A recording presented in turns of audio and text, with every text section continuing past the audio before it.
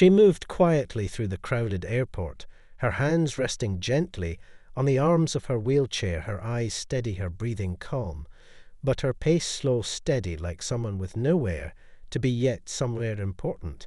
To go, the sound of suitcases rolling across tile echoed all around her, but no one really noticed her, not at first, not until she reached the gate and tried to enter the line. The flight was almost full. The final boarding call had just been announced, and people were rushing, some with frustration, others with tired children. One man was arguing about his seat, while a woman shouted into her phone, trying to keep up with her boarding group. The air was tense, hurried, and the workers behind the counter looked overwhelmed, until one of them, a tall woman in a crisp uniform, stepped away from her station and blocked the path of the woman in the wheelchair. "Ma'am, boarding has closed for special assistance passengers. You'll have to wait for the next flight." Her voice was sharp, clear, and without pause, like she had said it 100 times before. The woman in the wheelchair didn't move, didn't argue, didn't even seem surprised. She simply looked up at the attendant, her face unreadable, her eyes calm. "I have a ticket," she said, her voice soft, low, barely rising over the noise around them. But the attendant didn't look at the ticket. She didn't ask for it. Instead, she crossed her arms and repeated herself more firmly, "We cannot delay the process for anyone, especially not now. Please move to the waiting area. Someone will assist you shortly."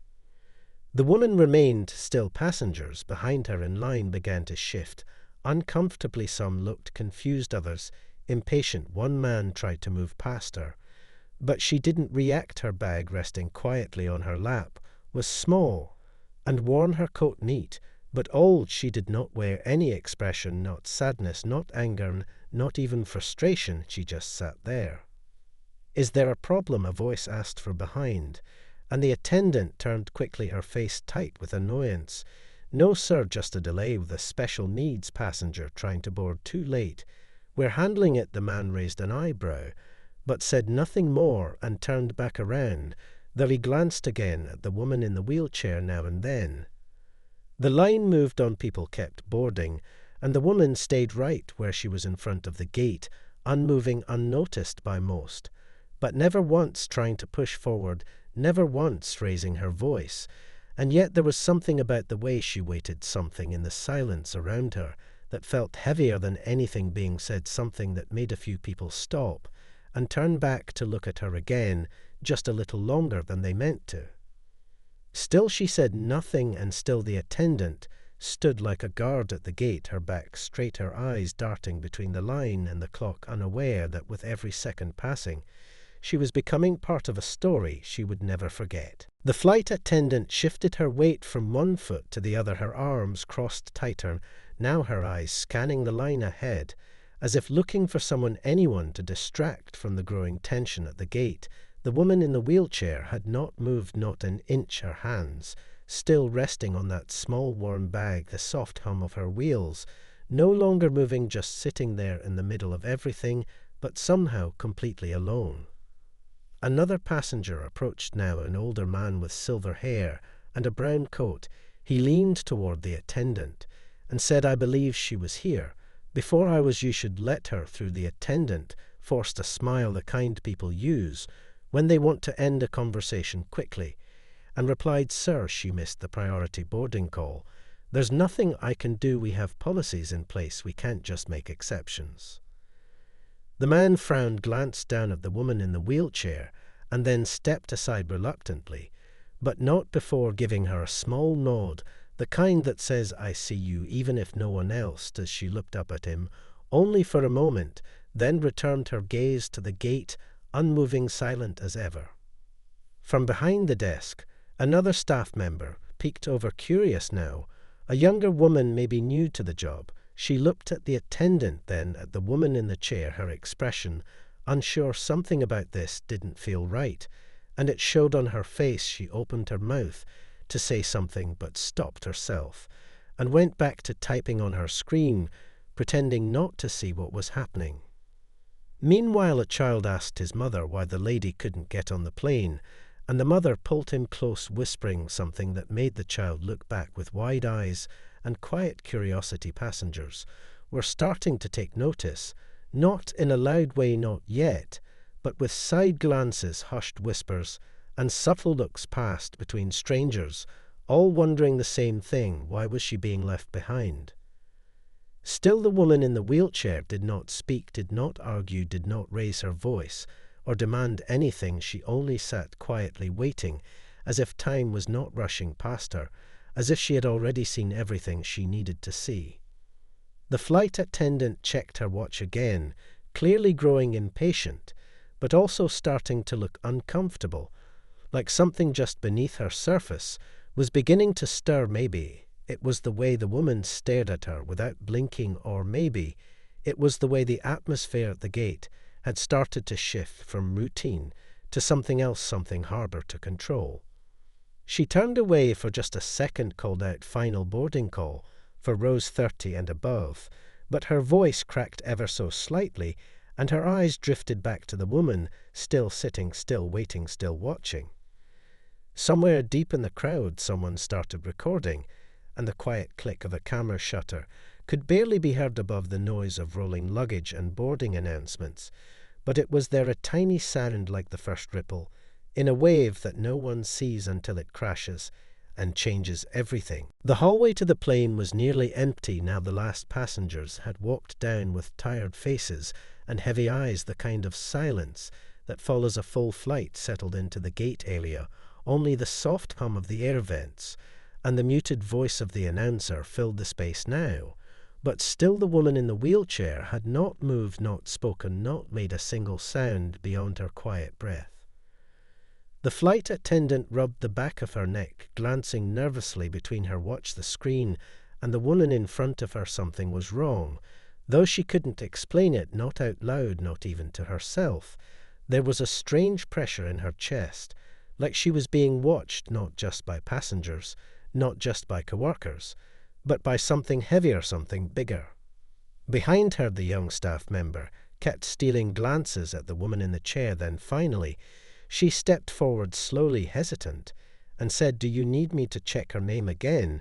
Maybe something was missed." The attendant shook her head quickly. No, it's too late to add anyone. She should have come up when her group was called. She'll have to wait till the next flight. That's policy." The younger woman didn't look convinced. She hesitated, then asked quietly, "But what if she wasn't late? What if someone just didn't see her?" The question hung in the air, heavier than anything before it. And for a moment, the flight attendant looked like she might answer honestly, like she might admit that she hadn't really checked anything, just assumed, made a decision too fast without thinking it through. But instead, she sighed, turned away, and started closing out the boarding process, tapping keys harder than needed, trying to make the moment disappear like it never happened.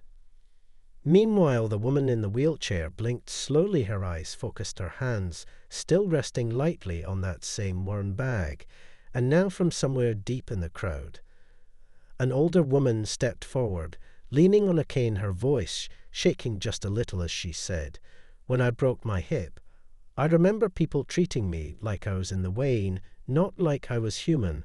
I hope that's not what I'm seeing here."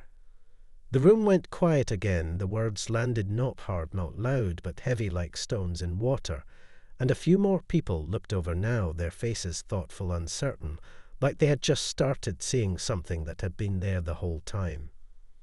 The flight attendant opened her mouth to reply, but nothing came out, just a breath, just silence. And in that silence, the woman in the wheelchair finally spoke, her voice clear, soft, and calm. "I'm exactly where I need to be," she said, and nothing more, but the way she said it made the attendant take a small step back. Without realizing it, made the younger staff member glance at her again with new eyes, made a man near the door pause, his hand frozen over the record button on his phone. Because something was happening, and no one could quite say what it was yet, but they knew they were not watching just another delay. They were witnessing the beginning of something they would talk about long after the flight had landed. The gate was no longer just a place to board a plane.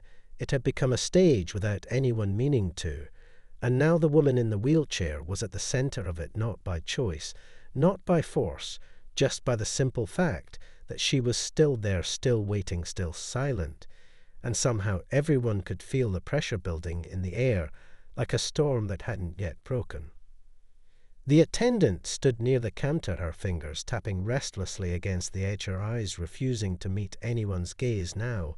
She glanced down at her screen, scrolled through names, checked rows and seat numbers, as if looking for something to validate the decision she had already made. But nothing on that screen could explain the way the energy in the room had shifted. The murmurs were growing, soft conversations between strangers, all asking the same thing. Who is she? Why isn't she boarding? What did they miss? Near the edge of the line, a middle-aged man in a leather jacket stepped forward, his voice calm but firm. I was behind her. When she came up, she didn't miss anything. She was here on time. The attendant started to speak, but he held up a hand. You don't have to defend yourself. Just fix it. If a mistake happened, let's make it right. The younger staff member looked at the woman in the chair, then at the man, then back at the screen, her fingers hovering over the keyboard, her expression filled with hesitation, like she wanted to do something, but still didn't know what she was allowed to do. And still the woman sat watching, listening, her presence growing louder, without making a sound, her coat resting neatly on her lap, her bag held with care, the same way someone might hold a story they'd never told anyone before. Then a phone rang somewhere behind the counter, not loud, but sharp enough to break the stillness. The younger staff member picked it up, listened, then her eyes widened. She turned toward the flight attendant, whispered something urgent, fast and low, and whatever she said, it changed everything. Because the attendant's face turned pale, her lips parted slightly, but no words came out. She looked once more at the woman in the wheelchair, and for the first time since this began, she seemed unsure, no longer in control, no longer certain that she was doing the right thing. The younger staff member nodded twice into the phone, then slowly hung up, her hands trembling as she stepped forward, and said softly, "Ma'am, would you please follow me now? The captain would like to greet you personally." There was no applause, no gasps, just a hush, a stillness that came from confusion and awe and curiosity. All at once the crowd parted slightly without being asked, and the woman rolled forward, her wheels turning without sound, as if the floor itself had been waiting for her to move again.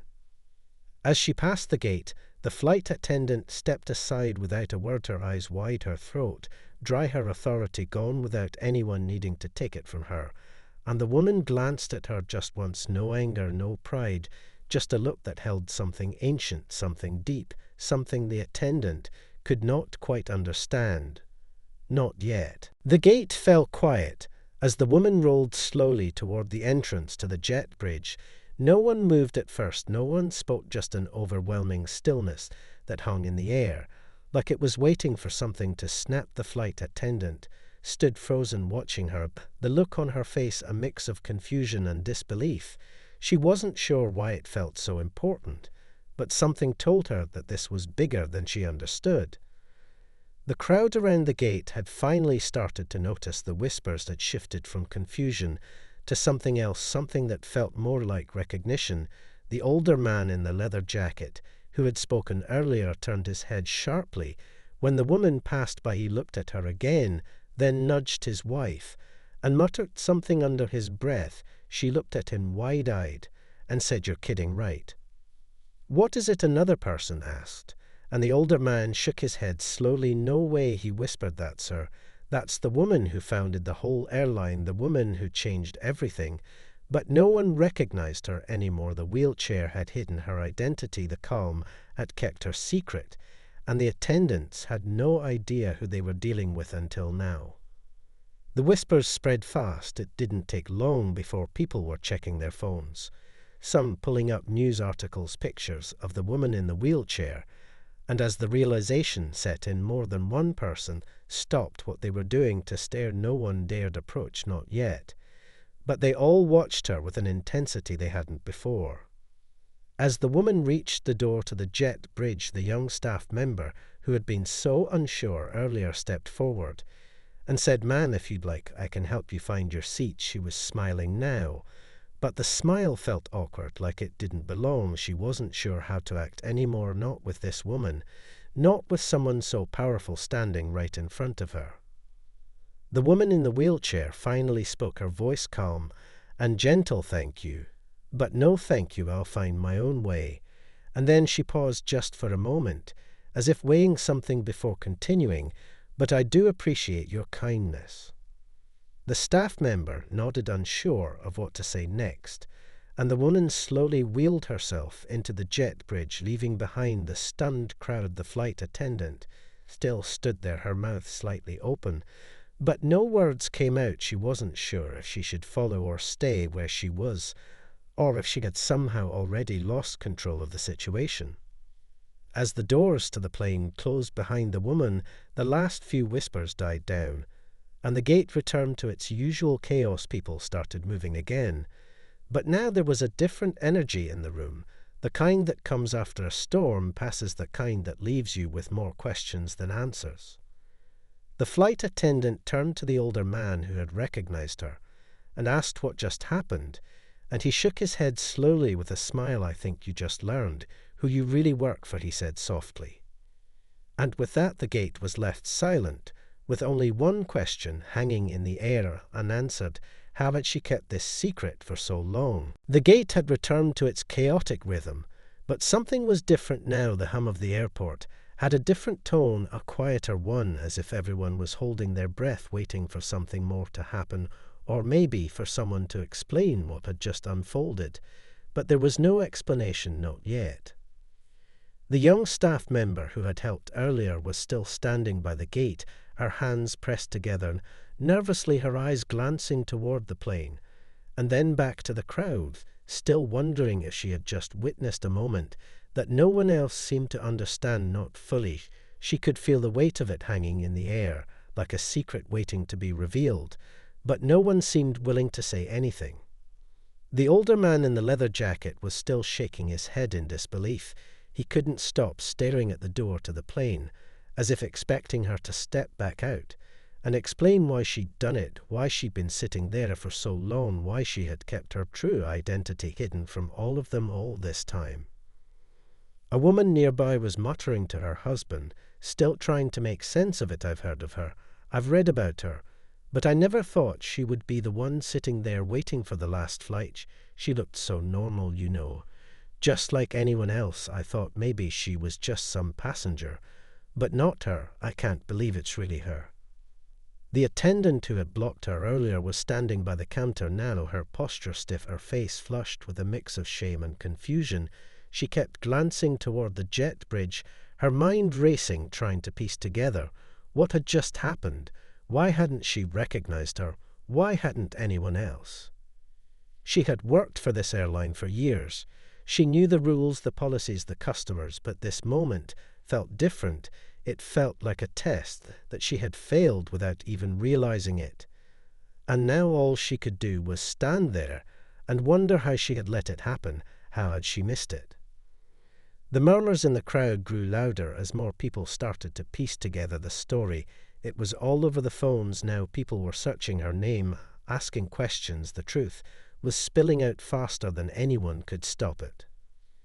But still the woman's presence hung over the gate. She wasn't there physically anymore, but her silence, her calm, her quiet authority lingered, as though she had left behind something that no one could ever ignore.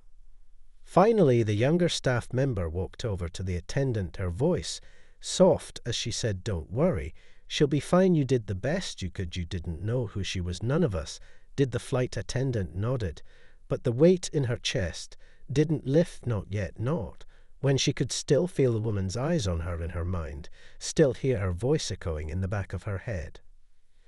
And as the minutes passed, the realization sank deeper into the crowd. The woman in the wheelchair had not just been a passenger, she had been a witness, and a reminder all along that the things we take for granted, the rules we follow without questioning, could be challenged and changed by someone who had lived through more than they ever let on.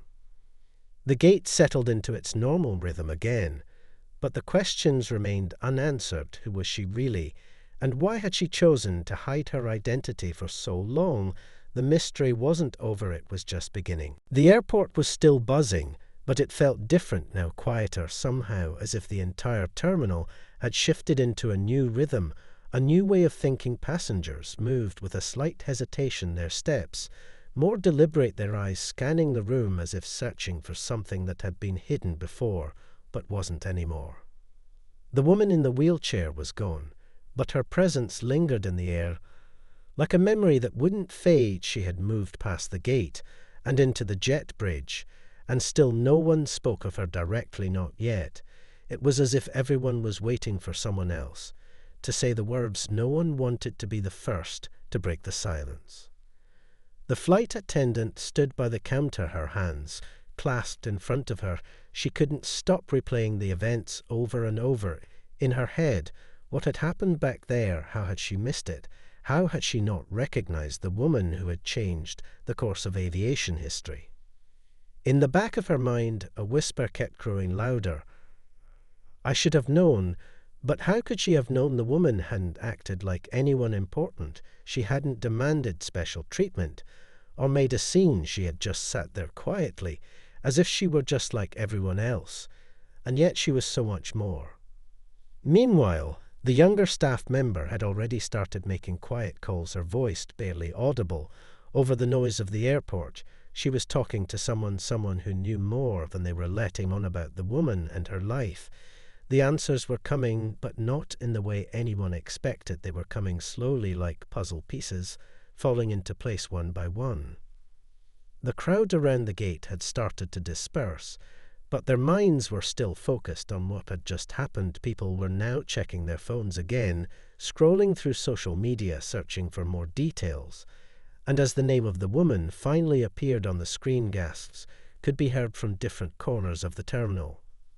Her identity was out now, and with it came a flood of memories and stories that people hadn't thought about in years. There were articles, interviews, books written about her accomplishments and her legacy, a woman who had not only founded the airline, but had completely revolutionized air travel for millions of people around the world. But what no one had known was that she had stepped away from the public eye years ago, retiring quietly from the world she had created, but not for the reasons they thought. It wasn't just that she had grown tired of the spotlight or wanted privacy. It was because she had become something more, something that didn't need recognition anymore. Somewhere in the back of the terminal, an older woman sat watching the scene unfold on her phone. She smiled a little and shook her head as she muttered under her breath, I knew it was her. I knew she was still out there, still watching, still living in the shadows. But no one else would believe it, not until today. The flight attendant was still frozen, her mind racing. She had just witnessed a moment she would never forget. And yet she couldn't fully understand it, couldn't piece together how she had been a part of something so much bigger than herself. How had she missed it? How had she not seen her? But the truth was clear now. The woman who had been waiting at the gate had never been just another passenger. She had been a pioneer, a legend in disguise, and now everyone who had witnessed that quiet moment would carry her story with them for the rest of their lives. The final boarding call echoed softly across the empty terminal as the last few passengers boarded their flights, but the crowd by the gate was still standing there, still stunned by what had just happened. Whispers of recognition had turned into murmurs of awe. The woman who had once sat quietly waiting was now the subject of every conversation in the room, but still no one could quite believe it even now. The flight attendant stood at the counter staring at the jet bridge. Where the woman had disappeared, she had seen it all unfold, and yet the truth hadn't fully settled into her mind. It was hard to reconcile the quiet presence of the woman with the legacy that was now being revealed to the world, as if the pieces of a puzzle had finally clicked into place, but left her feeling dizzy. She'd have been part of something extraordinary without realizing it, and now all she could do was stand there and process the weight of it. All it wasn't just that she had overlooked this woman, it was that she'd had seen someone sitting in front of her, and never once thought to look deeper. Outside the gate, a man who had recognized the woman earlier was still on his phone scrolling through the latest headlines. His fingers moved quickly as he read aloud to his wife. No wonder she was so calm.